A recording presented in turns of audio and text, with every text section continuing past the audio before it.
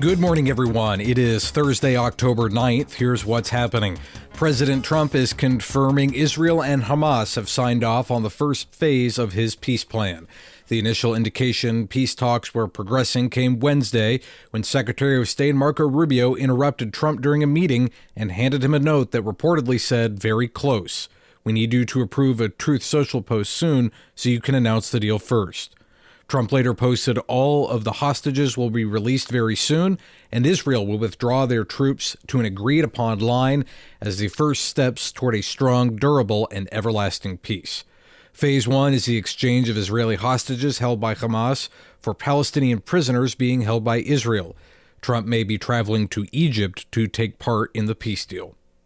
Russia's deputy foreign minister says peace talks with Ukraine have stalled.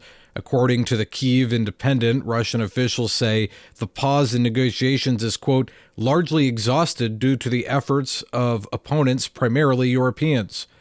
The foreign minister's comments follow a series of Russian drones that entered NATO airspace and raised security concerns.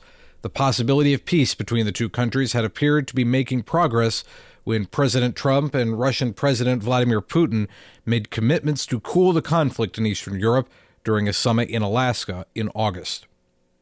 The Senate has failed to advance two measures aimed at putting an end to the partial government shutdown. This is the sixth time in a row both Republicans and Democrats have had their measures shot down. The FAA warns flight delays could pile up across the U.S. with air traffic control staffing shortages due to the shutdown. About 750 federal workers have been furloughed because of the shutdown, and a memo circulating from the White House Office of Management and Budget has reportedly suggested that at least some of the workers are not guaranteed back pay. A 29-year-old man is behind bars in connection with the deadly and destructive Palisades fire in California. Jonathan Rinderneck, who was arrested in Florida on Tuesday, is accused of intentionally starting the Lockman fire shortly after midnight on New Year's Day. The fire was put out but continued to smolder underground. And Catholic bishops in the European Union are urging the EU to take stronger action against global anti-Christian persecution by reinstating the position of Special Envoy for Religious Freedom.